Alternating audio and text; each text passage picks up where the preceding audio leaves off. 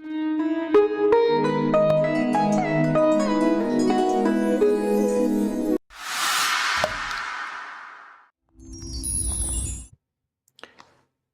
प्रिय साथियों, मैं हूं आचार्य श्रीधर खंडल और आप देख रहे हैं नक्षत्रवेद.com का मासिक भविष्यवाणी कार्यक्रम। इस मासिक भविष्यवाणी कार्यक्रम में मैं बात करने जा रहा हूं कन्या राशि के बारे में, जो कि नवंबर के महीने के लिए रहेगा। कन्या राशि के जातक यदि आप हैं तो नवंबर के महीने में आपको गोचर के क्या परिणाम प्राप्त होने वाले हैं, इससे संबंधित जानकारी हम इस वीडियो में प्राप्त करने वाले हैं। यदि आप कन्या राशि के जातक हैं तो आपको यह कार्यक्रम पूरा जरूर देखना चाहिए, ताकि नवंबर के महीने से संबंधित सभी जानकारियां आपको प्राप्त हो सके। और यह जो कार्यक्रम है, यह कार्यक्रम गोचर पर आधारित है। इस कार्यक्रम को आप अपनी कुंडली का विश्लेषण मत समझिएगा।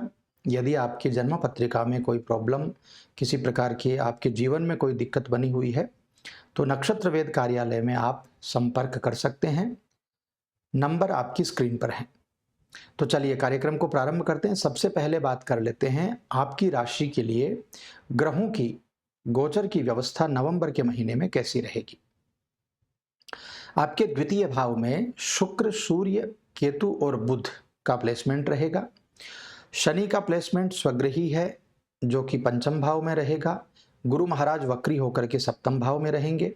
राहु का प्लेसमेंट रहेगा अष्टम भाव में और मंगल रहेंगे आपके दशम भाव में, जो कि परिवर्तन होकर के आपके 9th हाउस में चले जाएंगे, वक्री अवस्था में है। और इधर सूर्य, केतु और बुध आपके 3rd हाउस में आ जाएंगे। ऐसी कुछ परिस्थितियां इस समय बन रही हैं। तो इन परिस्थितियों को देखते हुए सबसे पहले आइए बात कर लेते हैं आपके कर्म क्षेत्र की क्या व्यवस्थाएं रहेंगी। यानी यदि आप नौकरी करते हैं तो क्या व्यवस्थाएं आपके इस महीने में रहने वाली हैं। देखिए, सबसे पहले बात कर लेते हैं नौकरी करने वालों के लिए। नौकरी करने वालों के लिए महीने का जो पूर्वार्ध भाग होगा, यानी पहले के जो 15 दिन होंगे, वो ज्यादा अनुकूल होंगे, ज्यादा अच्छे होंगे। क्यों होंगे? क्योंकि मंगल महाराज जो हैं वो वक्री अवस्था में आपके दशम भाव में विराजमान हैं, जो कि आपके कर्म भाव में विराजमान है और कर्म क्षेत्र में वो बहुत ज्यादा आपको मजबूती प्रदान करेंगे। आपकी जितनी भी योजनाएं हैं आपकी नौकरी को लेकर के, वो पूर्ण हो जाएंगी। आपकी मेहनत जबरदस्त काम करने लगेगी, आप खूब मेहनत करने लगेंगे, आपका निश्चय दृढ़ हो जाएगा और हर प्रकार से आप अपनी नौकरी में सफलता प्राप्त करेंगे। आपके जो लोग हैं, जो साथ में काम करते हैं, या आपके जो बॉस आदि हैं, आपके जो मालिक हैं कंपनी के, वो भी आपकी मेहनत की सराहना करेंगे। और जब मंगल महाराज वक्री अवस्था में हैं तो जब 10th हाउस से वो 9th हाउस में चले जाएंगे तो फिर कार्य क्षेत्र में बदलाव होने की संभावना बन जाएगी। जिन लोगों को नौकरी प्राप्त करनी है, जिनको जॉब लगना है, उनके लिए अच्छी व्यवस्थाएं बन जाएंगी। जो लोग सरकारी नौकरी करते हैं या अन्य प्राइवेट सेक्टर में कोई नौकरी कर रहे हैं, उनके ट्रांसफर के योग भी बन सकते हैं। तो आपको यदि ट्रांसफर लेना हो तो महीने के उत्तरार्ध का जो समय है उसमें आप यह काम कर सकते हैं। इसके बाद में दिनांक 11 नवंबर को शुक्र बदल जाएंगे, 13 को बुध बदल जाएंगे और 16 को सूर्य जो है वो वृश्चिक राशि में चले जाएंगे। तो आपके कार्य क्षेत्र के लिए और भी अच्छा उन्नति वाला समय आपके लिए बन जाएगा। आपके सहकर्मियों के साथ में आपके संबंध बहुत अच्छे हो जाएंगे। नौकरी जिनको नहीं मिल रही है उनको नौकरी मिल जाएगी। आपके बॉस या आपके साथ काम करने वाले लोग बहुत मददगार हो जाएंगे। कुल मिलाकर के यदि आप नौकरी कर रहे हैं तो आपके लिए यह समय बहुत ही ज़बरदस्त है, बहुत ही अच्छा है। इस समय में आपको किसी भी प्रकार से कोई भी चिंता करने की आवश्यकता मेरे हिसाब से नहीं होगी। अब बात करते हैं यदि आप व्यापार कर रहे हों तो क्या व्यवस्थाएं हैं। सप्तम भाव में वक्री बृहस्पति की व्यवस्था है।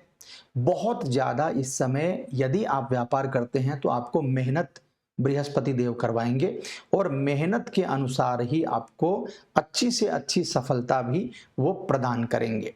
व्यापार में अच्छी उन्नति बनेगी।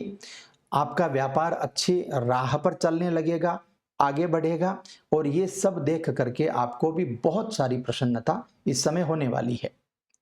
किंतु अष्टम भाव में राहु की उपस्थिति है, जो कि आप यदि पार्टनरशिप में व्यापार कर रहे हैं तो थोड़ा सा आपको सावधान हो जाना चाहिए। आपके पार्टनर के ऊपर आपको आंख बंद करके भरोसा नहीं करना चाहिए, उसकी समस्त गतिविधियों के ऊपर आपको ध्यान रखना चाहिए, क्योंकि आपका पार्टनर इस समय आपसे धोखा कर सकता है, आपके व्यापार में बड़े उतार चढ़ाव ला सकता है और ये सब परेशानियां तब हो सकती हैं जब आप उनके ऊपर आंख बंद करके विश्वास करेंगे। तो एक बात का ध्यान रखना, अष्टम भाव का राहु है जो कि बहुत अच्छा नहीं माना जाता है, खास करके पार्टनरशिप के व्यापार में, खास करके एक दूसरे के ऊपर बहुत ज्यादा भरोसा करने पर। तो ऐसी व्यवस्था में आप ध्यान रखिएगा। और दूसरी बात आपको और बताऊं, शनि महाराज की थर्ड यानी तृतीय दृष्टि आपके सप्तम भाव पर रहेगी। तो जितना अनुशासित हो करके, चाहे वो आपका पार्टनर हो या आप हो, अनुशासन से परिपूर्ण होकर के जब आप व्यापार करेंगे तभी आपको सफलता मिलेगी, अन्यथा आपको इस समय व्यापार में उतार चढ़ाव की स्थिति का सामना भी करना पड़ सकता है। तो इन बातों का विशेष ख्याल रखिएगा। चूंकि शनिदेव सप्तम भाव को देख रहे हैं, चूंकि राहु अष्टम भाव में विराजमान है, तो परेशानियां बढ़ जाएंगी। अब देखिए, राहु जो अष्टम में विराजमान है और शनि जो सप्तम भाव को देख रहे हैं, उससे फायदा क्या मिलेगा? यदि आप इंपोर्ट एक्सपोर्ट करते हैं, यदि आप विदेश से संबंध रखते हैं, तो आपको जबरदस्त इस समय व्यापार में लाभ मिलने की सिचुएशन बन जाएगी। किंतु मैं फिर भी ये कहूंगा कि आपको अपने पार्टनर का ध्यान रखना बहुत ज्यादा जरूरी है।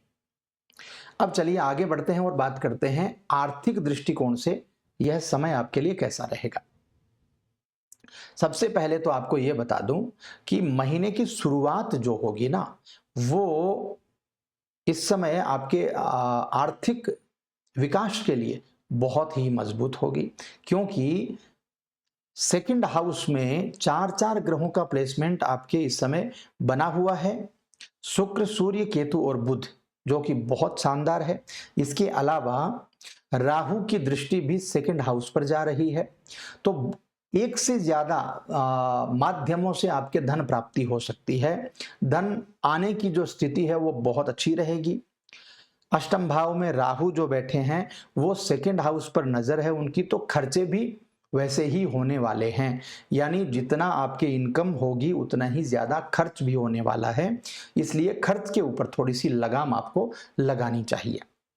इसके बाद में जब 16 तारीख को यानी 11 से 16 के बीच में शुक्र, सूर्य और बुध जब आपके थर्ड हाउस में आ जाएंगे, तो सरकारी चीजों से लाभ मिलने के योग बन जाएंगे। आपको सरकारी कोई धन आपका अटका हुआ है तो वो आ जाएगा। इसके साथ ही सरकारी लोगों से आपके बहुत अच्छे संबंध बन जाएंगे। इसके बाद में मंगल महाराज जब नाइन्थ हाउस में नवम भाव में गोचर करेंगे, तो अचानक धन प्राप्ति के योग भी बनेंगे, चाहे वो व्यापार से हो, चाहे वो किसी और तरीके से हो, या कोई अटका हुआ धन हो जो अचानक आपको धन प्राप्ति के रूप में मिल जाए। ऐसी भी कुछ व्यवस्थाएं बन सकती हैं। इसके बाद में शनि महाराज जो हैं वो पंचम भाव में बैठ करके और उनकी दृष्टि एकादश भाव पर पूर्ण रूप से बन रही है। तो जितना आपका खर्चा होगा वो पूरा का पूरा खर्चा शनि महाराज आपका बहुत अच्छे प्रकार से पूर्ण करते रहेंगे। आपका कोई काम नहीं रुकेगा। यदि साझेदारी में हैं आप, तब भी आपको आर्थिक लाभ जबरदस्त मिलेगा और बहुत अच्छे प्रकार से आपके पूरे खर्चे चलते रहेंगे शनि महाराज की कृपा से। हालांकि इस समय बहुत ज़्यादा इन्वेस्टमेंट करने का या बहुत ज़्यादा धन बचाने की स्थिति नहीं बनती है, किंतु जितना भी आप धन खर्च करेंगे उससे कहीं ज्यादा आपको धन लाभ भी होने की संभावनाएं इस समय बन रही हैं। तो कोई ज्यादा आपको चिंता करने की आवश्यकता नहीं है। अब बात करते हैं आपके स्वास्थ्य की। स्वास्थ्य का मामला जो है वो महीने के शुरुआत से ही बहुत कमजोर बना हुआ है। ध्यान रखना है, स्वास्थ्य का मामला अच्छा नहीं है। सेकंड भाव में केतु की उपस्थिति अष्टम भाव में राहु की उपस्थिति शारीरिक रूप से आपको परेशान कर सकती है। इसके बाद में सप्तम भाव में बृहस्पति देव की व्यवस्था, ये भी आपके पेट के रोगों के लिए बहुत अच्छी नहीं है, क्योंकि वक्री बृहस्पति है। भोजन से जुड़ी हुई सावधानियां आपको जरूर रखनी है। बहुत गलत तरीके से आपको भोजन नहीं करना है, गलत तरीके से तीखा मिर्च मसाला आपको नहीं खाना है। मुंह में छाले हो सकते हैं, दांतों में दर्द की समस्या हो सकती है, दाहिनी आंख में, राइट आंख में आपको प्रॉब्लम हो सकती है। तो ये सब चीजें जो हैं ये पेट से रिलेटेड चीजें हैं या ईएनटी से रिलेटेड चीजें हैं जो कि आपको हो सकती हैं, आपको ध्यान रखने की बहुत ज्यादा जरूरत है। ठीक है। इसके बाद में शुक्र, सूर्य और बुध, ये तीनों जो हैं जब आपके थर्ड हाउस में आ जाएंगे तो स्वास्थ्य से संबंधित चीजों में बदलाव हो जाएगा, आपकी परेशानियां कुछ कम हो जाएंगी, कुछ पुरानी बीमारियां जो हैं वो थोड़ी थोड़ी ठीक होने लगेंगी। लेकिन ईएनटी से रिलेटेड जो प्रॉब्लम है वो फिर भी बनी रह सकती है। जिनको थायराइड की प्रॉब्लम रहती है, जिनको पेट की प्रॉब्लम्स हैं, जो लोग मेडिटेशन नहीं करते हैं, जिनका पाचन तंत्र बहुत खराब है, जिनको कब्ज बहुत ज़्यादा रहता है, जो मानसिक रूप से जो लोग बहुत कमज़ोर हैं, ऐसे लोगों के लिए समस्याएं बनी रहेंगी। ऐसे लोगों को थोड़ा ज़्यादा ध्यान रखने की ज़रूरत है।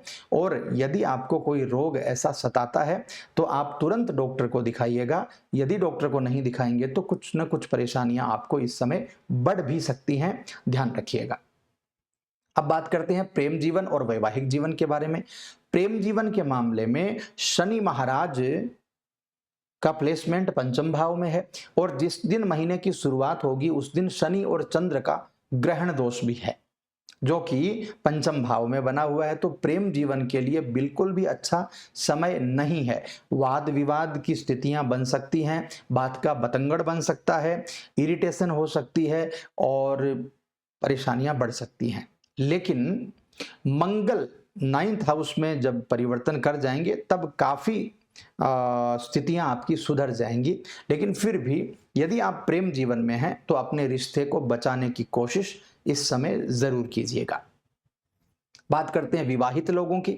सप्तम भाव में खुद की राशि के बृहस्पति महाराज दाम्पत्य जीवन में अनुकूलता प्रदान करने वाले हैं, किंतु वक्री बृहस्पति हैं, थोड़ा सा ध्यान रखिएगा। जुबान यानी वाणी जो है वो खराब नहीं होनी चाहिए, पहली बात। दूसरी बात, अहंकार नहीं आना चाहिए। ईगो आपके पूरे सिस्टम को खराब कर सकता है। इसके बाद में अष्टम भाव में राहु की उपस्थिति है, सप्तम भाव पर शनि की दृष्टि है जो जीवन साथी के बीच में कुछ तनाव बढ़ा सकती है, मनमुटाव पैदा कर सकती है। तो इस तरह की चीजों का थोड़ा सा ध्यान रख लेंगे तो मेरे हिसाब से वैवाहिक जीवन आपका बहुत अच्छे से निकल जाएगा। पारिवारिक जीवन की बात करते हैं। पारिवारिक जीवन के मामले में बहुत अच्छा समय है। शुक्र, सूर्य, केतु और बुध की उपस्थिति सेकंड हाउस में है। महीने के शुरू के 15 दिन बहुत अच्छे जाएंगे। लोगों से मिलना, घूमना फिरना, बातचीत करना, परिवार में बहुत सारे लोगों का आना जाना, सब कुछ सकारात्मक है। लेकिन जैसे ही सूर्य का परिवर्तन थर्ड हाउस में हो जाएगा तो केतु का प्रभाव सेकंड हाउस में आने लगेगा, तब जा करके आपको कुछ न कुछ परेशानियां भी बनने लग जाएंगी। इसलिए थोड़ा सा ख्याल रखिएगा। और पिताजी के स्वास्थ्य को लेकर के भी कुछ समस्याएं हो सकती हैं। घर में कोई बड़े बुजुर्ग हैं तो उनके स्वास्थ्य को भी संभालना इस समय बहुत ज्यादा जरूरी हो जाएगा। तो ये था पूरा विश्लेषण कन्या राशि के जातकों के लिए। अब मैं आपको बता देता हूं उपाय, क्या क्या उपाय करने से हमें अच्छी व्यवस्थाएं बन जाएंगी। तो सबसे पहले तो आपको गणपति की उपासना करनी चाहिए, क्योंकि कन्या राशि है आपकी और कन्या राशि के स्वामी है बुध, जो कि गणपति की आराधना से उनकी व्यवस्थाएं अच्छी बनती हैं। और इस समय बुध जो है वो अस्त भी चल रहे हैं। तो भगवान गणपति की आराधना दुर्वा से ओम गंग गणपतये नमः मंत्र से कीजिए। 108 दुर्वा ले आइए। ओम गंग गणपतये नमः इस मंत्र से एक एक दुर्वा का अंकुर आप गणपति को भेंट करिए, बहुत अच्छे लाभ मिलेंगे। दूसरी बात, आपके दसम भाव में मंगल की परिस्थिति है।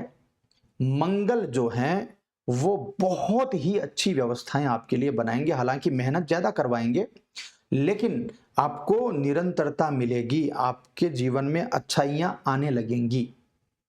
तो मंगल के लिए दूसरी बात, प्रेम जीवन को यदि ठीक करना है और विद्यार्थियों को खास करके जो विद्या अध्ययन कर रहे हैं, जिनका मन नहीं लग रहा है इस समय, चूंकि आपके पंचम भाव में शनि महाराज हैं, तो ऐसी व्यवस्था भी आपके लिए खराब हो सकती है। तीसरी बात, जो लोग शेयर बाजार से संबंधित काम करते हैं, जिनको सडन प्रॉब्लम्स आ सकती हैं, वो लोग भी हनुमान जी की उपासना जरूर करिए। मंगल और शनि को ठीक कर लिया तो प्रेम जीवन ठीक हो जाएगा, शेयर बाजार से रिलेटेड चीज़ों में आपको प्रॉब्लम्स नहीं आएंगी, संतान पक्ष आपका ठीक हो जाएगा और विद्यार्थियों के लिए अच्छी व्यवस्थाएं बन जाएंगी।